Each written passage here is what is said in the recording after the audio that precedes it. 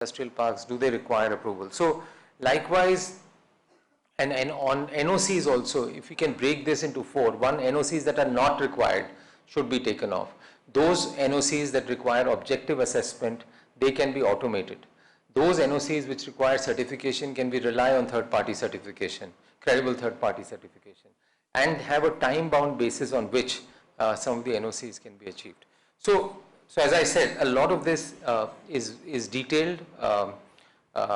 Again, approval timelines, digitally tracking them, mandating them through legislation, dispute resolution and decriminalization, especially the Jan Vishwas 2.0 has to come, and on technical and procedural violations, at least the criminal pieces should be taken away, and the commercial code infrastructure also has to be expanded. On the tax, and particularly I would say on GST 2.0, GST has been really a big boon for India in the way it's integrated India, the way it's formalized the sectors that were not formal earlier. But I think it's time to look at GST 2.0. One, I think the rate simplification has to happen, and specifically those rates which get into the products that are consumed from an income standpoint by the bottom 20-30% of India. I think there the rates have to be rationalized, and I do hope that the government takes action. I know there is, there have been a lot of representations that have been made. Also, if we can make a more simpler three-tier structure, I think that will help a lot in boosting consumption and also giving greater relief to the people who are in the lower income strata, because right now in some cases the amount of GST really makes it very, very expensive and throttles consumption. Income tax, the tax credit, input tax credit, GST was set up so that there's no cascading effect, but there are many areas where there is cascading effect, and how those input tax credits can be taken away, and those which are not covered within the remit of GST, whether it is petroleum, electricity, real estate, whether they can be brought in. On audits, and this I would say especially for MSMEs and others, if you're operating in 4 states, 10 states, 12 states, you need to get audited in the main, obviously in the center, but also in the, so the same piece has to get audited or assessed in 10 or 12 different locations. And people are free to raise the issues, a number of issues they want to raise, how they want to raise, what they want to raise. So our representation to the government has been that please just have audit at one place. And if you're a large company which is not an MSME, have one state to take a lead role, and then whatever audit findings that are there of that state should be implemented across all the states. So that's something that we've been recommending. Likewise, on direct taxes, one of the biggest issues, I mean, the government is coming up with the new income tax bills. He has made their recommendations. I hope they do get implemented. The other is, reducing tax litigation. One of the biggest issues is tax litigation. We have some alternative dispute resolution mechanisms. Some of them are effective, but not as effective as they should be. They need to be dealt with, whether it's APAs, whether it's Bureau of Advanced Ruling, and I think other dispute resolution schemes need to be introduced so that the amount that gets into disputes can really be reduced. And we have made recommendations to the government that as soon as an assessment is done, if there is a dispute, is there an arbitration, is there a mechanism that can be done where those disputes can be resolved? And a lot of the issues that people, SSEs face, can be reduced there. And also on the biggest clogging is happening at the Commissioner of Income Tax appeal side. And I think if that can be strengthened, then that's another area that one has to look at. So that is the on ease of doing business. If I look at manufacturing, so the first frame that we were looking at was, how do we look at reforms? And I said a lot of these reforms are now in the detailing. They are the procedural aspects which really create a lot of hurdles. The second area where we are really making a lot of policy recommendations and also working a lot with our members is to say, how do we make India a bigger manufacturing hub? How can there be greater gross value added in India? So if you look at it, roughly China's gross value added, this is for 23, and global gross value added is about 17 trillion. China's gross value added is close to 28%, and India is 2.8%. And that gap, India has to accelerate that gap. And also, if we look at our trade deficit with China, over the last 3 years, 4 years, it's pretty much in the 95 to 105 billion. Yes, the quality of trade deficit is changing. Earlier, a lot of it was raw materials. Now, a lot of it is more finished goods, semi-finished goods. And that's one area that we are looking at. And also, India's share of manufacturing GDP is almost stagnant, if not marginally declining over the last few years. So, I think there is, if we look at this, if we look at what's happening in the world, if you look at gross value added, if you look at the India's total GDP composition and manufacturing as that, I think that's one area that we need to work hard on. So, the policy suggestions, a lot of it is to encourage advanced manufacturing. A lot of it is to encourage labor-intensive manufacturing. We'll talk through some of them. The PLI schemes have been launched. Total amount allocated in PLI schemes is about 3 lakh crores. That 3 lakh crores has to be spent over a period of 5 to 6 crores. Out of that, only 30,000 crores till now has been spent. So in the 18 PLI schemes that we have, roughly 30,000 crores have been dispersed. And I think we need to ensure that these PLI schemes actually become effective, become implemented. So one of the things we want to work with government is how do you make the PLI schemes effective? In some industries like electronics, drones, semiconductors, to some extent in pharmaceuticals, they've been very effective. But in a lot of the other sectors, it's still, there is a lot of work that needs to be done. So I think that plus the R&D piece is very critical. I think the clarification and the circular that the government came up with got approved by cabinet yesterday. I think that's really a massive allocation of 1 lakh crore. We do hope and pushing government that it gets implemented quickly, that they appoint the agencies that are going to disburse them, and that disbursement happens on an interest-free basis or very, very low interest. Because if they charge high interest or if the time spent is more, then the effectiveness or efficacy of that scheme will not be there. So we have identified what are the areas from a manufacturing standpoint how India can be more competitive. Obviously, factory reforms are very important. Land, power, logistics, efficiency in labor. And land being one of the biggest issues, how we can get greater pools of land available. So we integrate at the state level.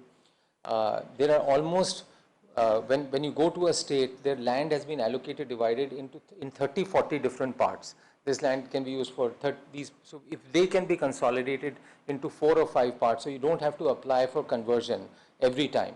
Even agricultural land which can be converted for industrial use should be earmarked earlier. The industrial park scheme that was launched through the budget, I think if that can be accelerated, the industrial parks, plug-and-play parks that have been allocated, if those information can be made, distributed more publicly, then people can start seeing, because when we talk, and especially for MSMEs and also for the foreign investors who are looking at coming in, getting land is becoming one big challenge, obviously at a reasonable price. Land is available, but at a reasonable price. Even if we look at FSIs across states, it varies for industrial. For the same industry, in some state the FSI could be 1.5 and in some state the FSI could be 4.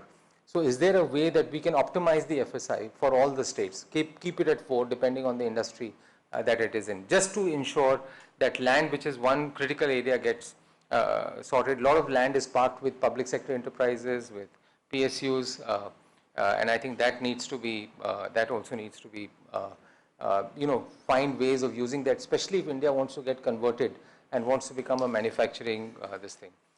Cost of power is another area. Transmission infrastructure has to be accelerated, especially as we have more renewable coming through. Distribution, whether it's privatization of state level distribution units, whether it is listing of some of those units, whether it's providing more open access, whether it's doing the franchise way, but that is a bottleneck today. And some states have gone through it. We know UP is going through it right now. And I think this has to be done across. Because of cross subsidization, the cost of manufacturing is higher. So that's something that we are going to the government to try and see. So distribution and accelerating the transmission grid is very critical to ensure that cost of, I am providing open access, that the cost of power comes down. It has come down over the last few years, but if it, for India to be manufacturally competitive, this is very important. Logistics, again, we have been reading, the Minister, Honorable Minister, Mr. Gadkari has been talking a lot about it. India's logistics costs have been coming down, but still 4 to 5% difference between where India is today and where China is. And a lot of investments are happening on the road side, on likewise on dedicated freight corridors. There is one between Delhi and Mumbai, but we should be looking at some of the other DFCs that can be built to try and see how logistics costs can be reduced, especially from a railways standpoint.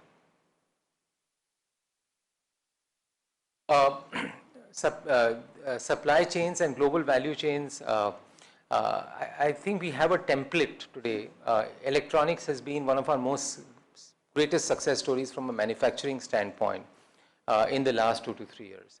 And if you look at the anchor point of that, it was the PLI scheme, but also we invited Apple, which is one of the largest players, and their entire ecosystem to come to India, worked with them closely, ensured the bottlenecks that were there were removed. Likewise, in key industries, whether it's aerospace and defense, whether it's footwear, whether it's garments, especially those which are labor-intensive industries. If we can get the key players, and CII has been working with Niti and others to try and see how do we get the key players in so that the manufacturing, and then bring them in and manufacturing can happen. And once the key player comes in, then the entire ecosystem and value addition develops. So if I look at Nike today, Nike sources almost 50% of their products from Indonesia. Almost 20-25% of balance comes from China, and maybe 1 to 2% comes from India. There's no reason why India's share in that should be higher. And the same is true for garments, for clothes and everything else. So I think that's something that we need to do. The second area is to see how do we build more resilient supply chains. We are seeing the example of magnets, but if we look at industry by industry, for example, air conditioner as an industry, India will be one of the largest manufacturers of air conditioners, but we don't make the most critical component, compressors. We have to create a PLI scheme. We are working with the government to say a PLI scheme, technology partnership, whatever support that's required that India should build their own compressor ecosystem. Because again, we are dependent on a few countries who are the key critical suppliers for those compressors. So working on some of those, and whether it's through PLIs, whether it's through viability gap funding, and that's why the importance of a sovereign wealth fund where some of these things can be there. FTAs we have already talked about, and CBAM is a big issue that Indian industry is facing, especially as we look at the EU FTA, and I think CII has made recommendations to the government and has put a business case to say how it should not be used as a non-tariff barrier where Indian industry gets disadvantaged. The National Manufacturing Mission is a great example of, because the next level of manufacturing competitiveness will come how center, state, various ministries of center, various state come together, look at an industry, try and see how they can resolve the issues. And I think to that extent, if it can be made a much more action-oriented body rather than the advisory body, it also becomes a platform where industry can engage with various stakeholders, because issues are not related to one industry. And also for advanced manufacturing, which is very critical, if they can have another subgroup, I think that will be very, very critical. But this is a great example and something that CII has been recommending, that like GST, like natural, we have to create platforms where stakeholders from different ministries of center, stakeholders from state can come together and resolve issues going forward. MSMEs we've talked about. There is a self-reliant fund that was created in 2019, about 10,000 crores, which was being handled by the MSME. It's hardly been utilized. SIDBI, MSME and SBI caps and everything. So, we need to double down on this.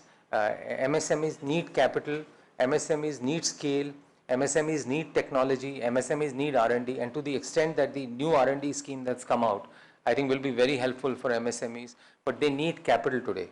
And I think that's why these creation of these funds and ensuring that there's deployment that happens and things that are stuck up for various reasons are unlocked. So we are representing to the MSME ministry to try and see how some of these things can be unlocked so that the money can be utilized for more productive purposes.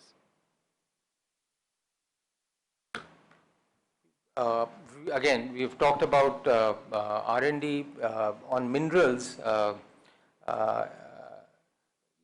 Coal has been a great example of how production has increased. And one of the reasons why that spurred it was instead of giving first an exploratory license, EL, and then a mining license, the government actually issued comprehensive license. So in many categories of minerals, the government needs to start looking at trying to see how you can issue comprehensive license right up front. Because the whole thing is, instead of taking 5, 6, 7 years, if this can be done in 12 months, 18 months, and private sector is willing to participate, it has a massive impact on competitiveness. On rare earth, obviously, CII has a separate council. We are engaging with the government to try and see, because there is sensitivity, there is radioactivity in some of the products, but how government with the controls in partnership with industry, how can we build resilience so that one after the other we don't get caught up in products. We are now seeing that one after the other there will be things that are slowing down the growth of manufacturing in India, and I think therefore the resilience in supply chain is very critical. Labor, what we are telling states is the critical elements of labor code need to be now implemented in states. If they can't implement in the full state, at least create specific industrial parks where some of these labor things can be implemented, and especially for labor intensive manufacturing, if we can ensure that we have more female labor participation, the laws that are required to enable greater female labor participation is very, very critical. And in electronics, we are seeing factories that have 70%, 80%, 100%. In garments, likewise, very high female labor. So the laws that are required, whether it's in terms of timing, whether it's creating hostels, whether it's having creches, I think all those are critical and have to be embedded, but a lot of this has to happen at a state level. So we talked about reforms, we talked about what CII is pushing from a manufacturing standpoint. The third area is AI, technology and AI. And there are 3 or 4 elements. One is obviously the broader national AI authority that can be created, which looks at AI holistically. We are now clearly seeing that in many industries, CII has done an analysis, for example, in technology industry. If you can break up the jobs into 1,200 odd different jobs, the entire industry in 1,200 jobs, almost 50 to 60% of them will get impacted by AI, i.e., they will become much more efficient. In some cases, they can be replaced. So how can India become more competitive through AI? I think that's very critical.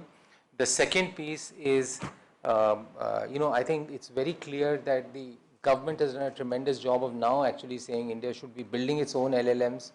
They're providing the funding. I think they've already funded 4 to 5 national scale, large scale LLM, and work is happening there, and also taking chips from NVIDIA to accelerate that.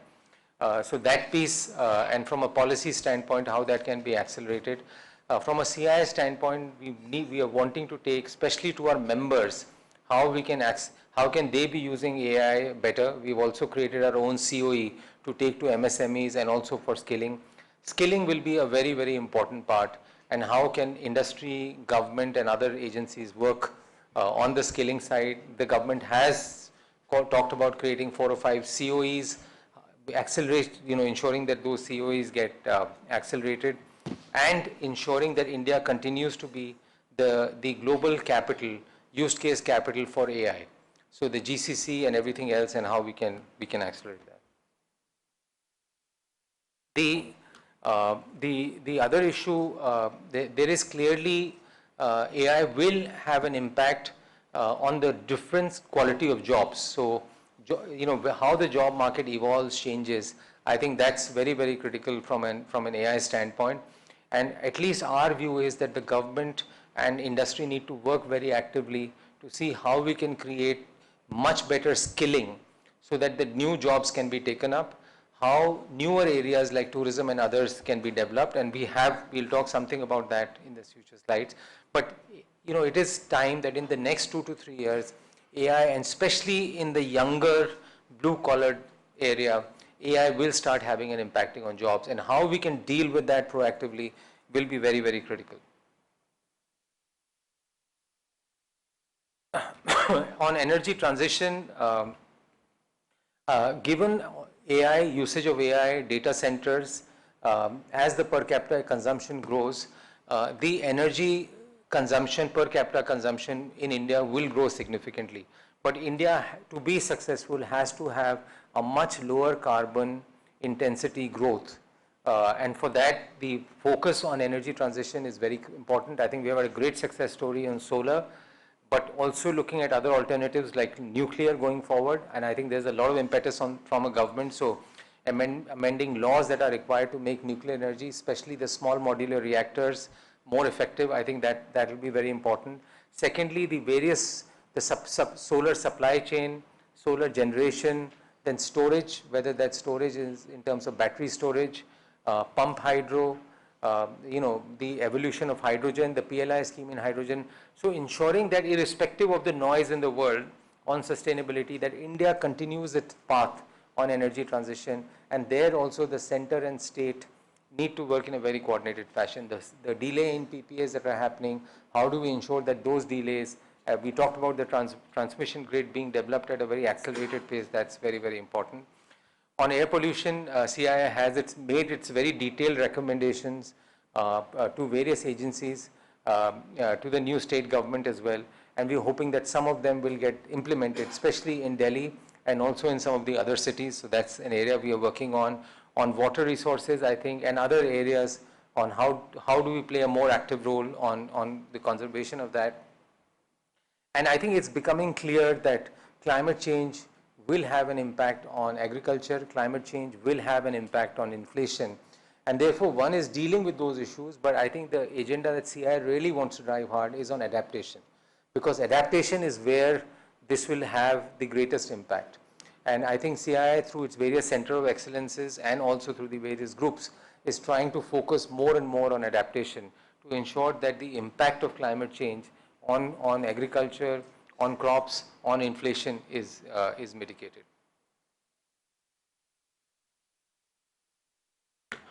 Livelihoods, and I touched a little bit on this, but let me start with agriculture, because I think large part of India is still engaged in agriculture, and we've had as we call it, a 3P approach on agriculture, which is focused on productivity, preservation, and profitability of agriculture. So all our policies are trying to address one of the three things. I think there have been some areas which have become no introduction in terms of the details on the things that he handles besides EY. He does many, being in the fields of education to industry to economic policy advocacy, and having actually deep involvement with the CII over decades. And I recollect him being in the CII's National Council for not less than 2.5 decades in terms of being collaborating, participating, contributing in many areas of thought leadership. Of course, economic policy, taxation,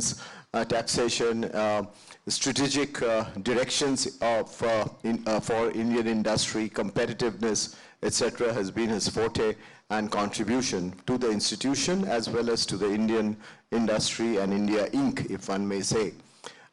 So Rajiv will have a little truncated year, if I may say, because he was to take over in April, and for certain reasons which we know, our AGM got postponed to early June, and because of important reasons we had to do it on 30th of June.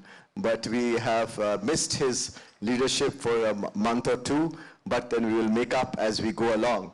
But somebody who is very knowledgeable in the field of what's going on in different sectors of the economy and different parts of the country in terms of industry.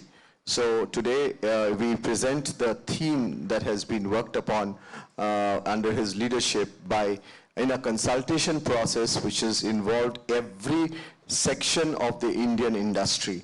and with all 80 odd offices of CII across the country. So that's the contribution which has come into his finalization of the type of areas that he would lead in the course of the year. I'll stop there and request Rajiv Memani, the President CII, to make his presentation on the theme. Thank you. Thanks, Rajiv. Please, thanks. Somebody is saying. Okay. Can I use this? And this will also change. So thank you very much, CB, and thanks to all the friends from media. Thank you so much for coming. Very good afternoon to all of you. Let's kick off the presentation. I'll do that, and after that, if anyone has any questions, would be really happy to respond to them. So this is what we were looking at covering. Firstly, just to give a quick overview of the economy, a lot of you are very familiar with that.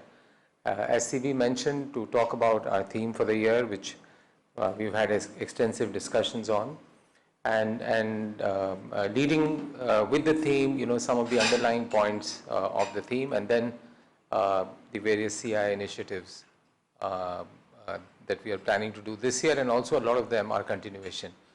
Always, whenever we have looked at the themes, developing the theme for CII, there's an element of what's current, what's more relevant, and also an element of continuity as we look at some of these things. So from an economy standpoint, we all know that there has been a very fundamental recalibration of global trade. And combine that, if you combine that with geopolitics and that's happening, it's given rise to global uncertainty, which is probably almost unprecedented in the recent past. And uncertainty and business are generally not good friends. So I think that has an impact, and as we can see, that has an impact on the global output, which was almost 2.6, 2.7% increase in global output last year, and this year the anticipation is that it'll be negative. So I think we are in a world which is going through lots of change, lots of uncertainty, and that has ramifications not only on the Indian economy, but also significant ramifications on economies around the world, all significant economies around the world.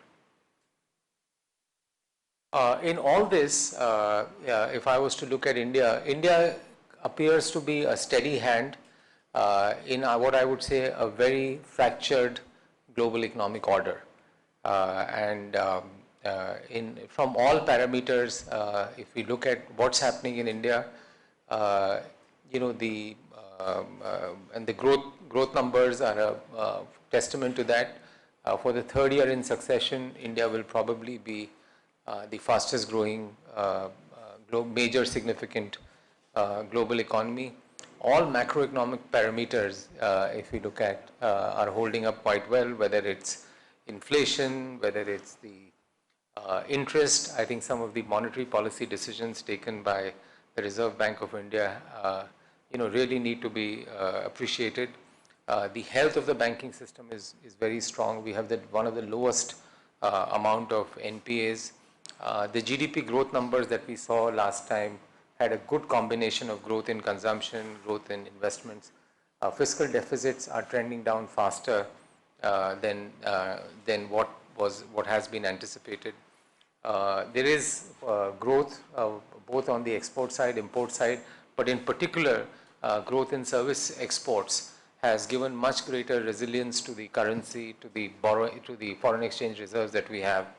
That coupled with the remittances that we have has made the current account deficit almost negligible.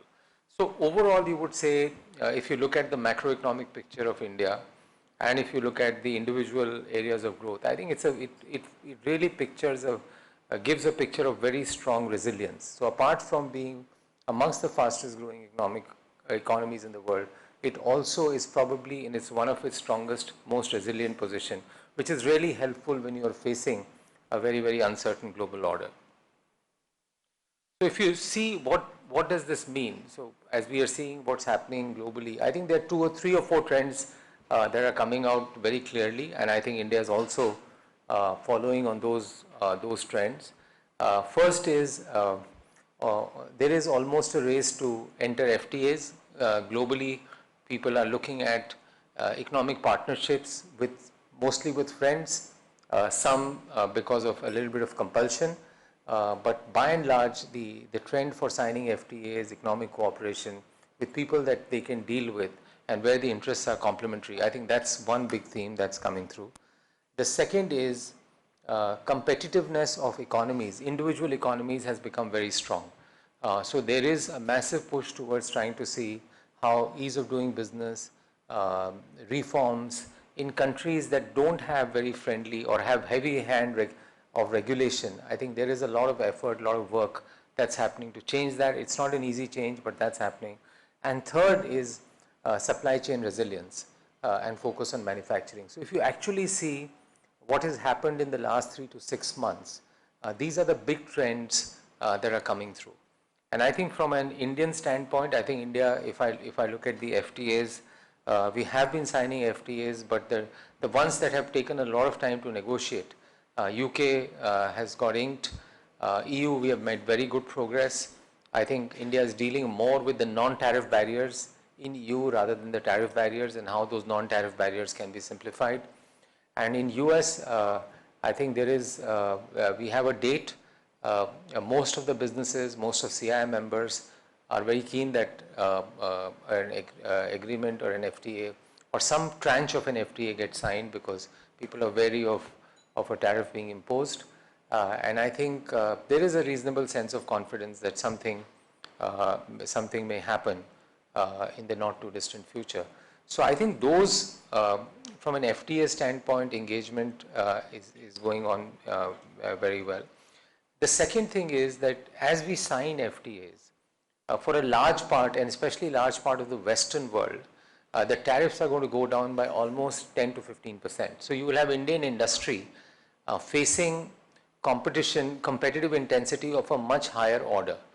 And therefore, the urgency to do reforms, the urgency to do business reforms, the urgency to enhance competitiveness is very, very high. And I think we are seeing much greater receptivity and openness in the government to look at ease of doing business, to try and see how they can focus on competitiveness.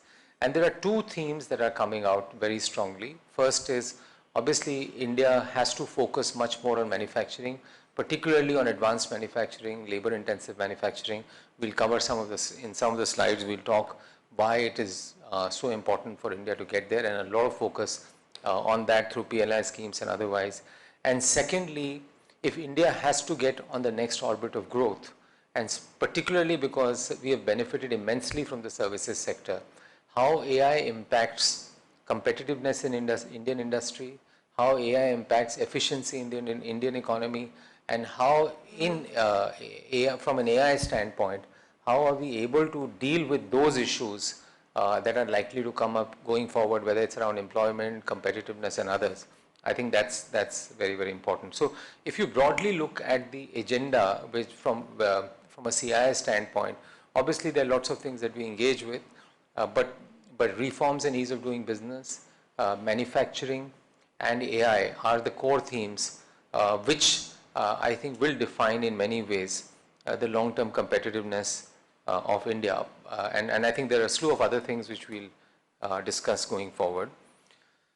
So CII does this, the research team in CII has built their growth model, and basically we have 34 high frequency indicators which start from demand, manufacturing, labor, money markets,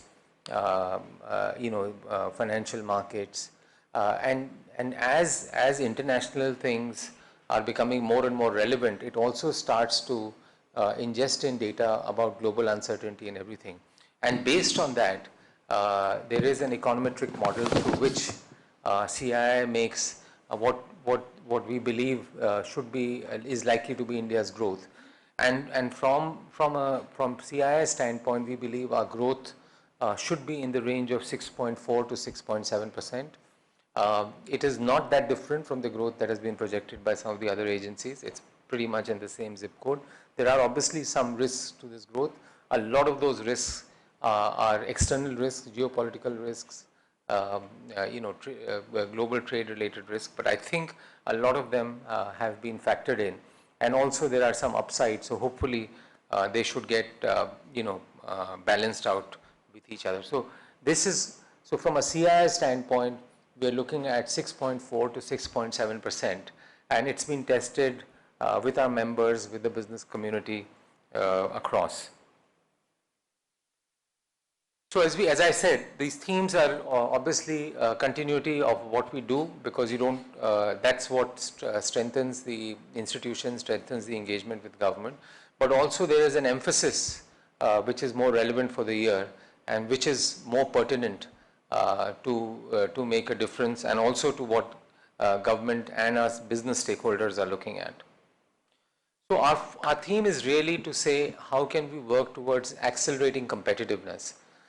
This is both from an economy, country, member standpoint. And we think that there are 6 things that we really want to focus on. Obviously, as I said, the next generation reforms are very important. Manufacturing is very important, and I'll get into the details of each one of them. Technology and AI is another very important stream. Sustainability, energy transition, livelihoods. And for us, trust is very, very important, because the cornerstone for everything to happen, especially from a business standpoint, is how trust is developed between members, between business people, and trust is developed between government and business. And this is a two-way street. So for us to achieve, as a country, our full growth potential, there has to be much greater trust between business and industry and government.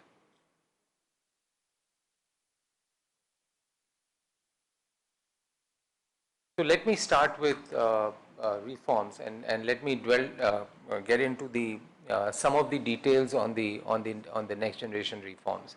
A lot of reforms that we are talking about now are generational 2 of reforms. A lot of these reforms are very minutiae, very detailed, because the high level reforms have been done to a large extent, or the government has taken a stand on that. Now what is required is really level 2, level 3, which business, industry, particularly MSMEs, foreign investors face on a day-to-day basis. And a lot of our engagement in CII is really to get feedback from our members and try and see how we can relay that to the government, and in a constructive way, so that some of these things happen. I will start with fiscal reforms.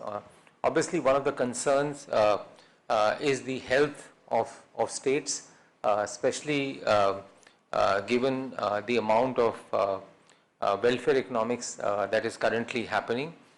So really having a control on that, or an oversight on that, through state fiscal councils, who can really independently assess the state of Indian economy, of the state's economy, as well as institutionalizing a credit rating system for states. So it actually effectively operates as a good governor in terms of what's happening, and that will also link to have an impact on the borrowing cost and what amount that states can borrow, what's the level of fiscal deficit that they can do.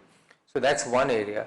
The second one, which I think CII and many others have been saying for a long time, given the state of capital markets today and given the government ownership, the government ownership today is in the markets is about 10% of our market cap. So our market cap is about 5.5 trillion. 10% of that is 550 billion. So almost 50 lakh crores is what the government owns today in terms of the current value of the shares that they're holding. It's important for the government to hold. Some of these sectors are sensitive, but even if the government was to take 10% of this out, i.e. 5 lakh crore, and if we look at almost all corporates, if I look at foreign investors, they're all trying to see how they can recycle their capital better, how they can deploy their, either raising capital or selling stocks, to say how they can redeploy.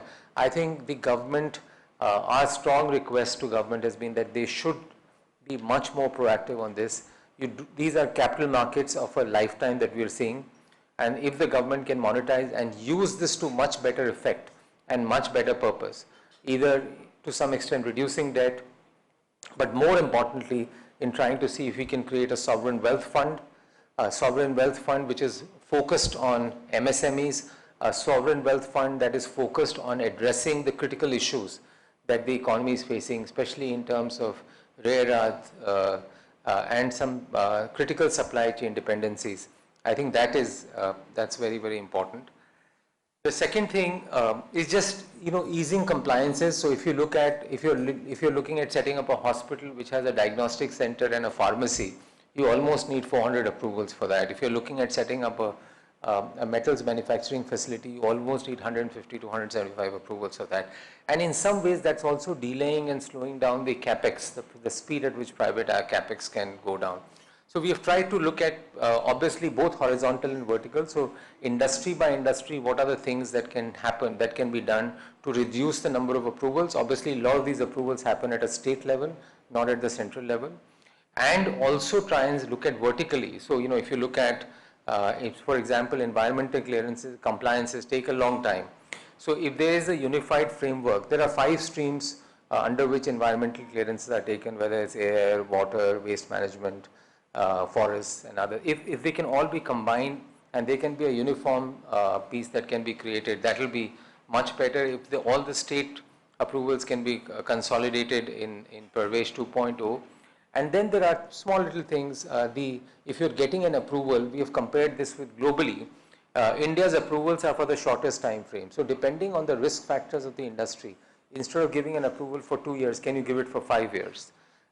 And there can be some compliances that can be given. Likewise on non-polluting industries, for example, an IT industry, if their space they've occupied is more than 20,000 square meters, then you have to take approval.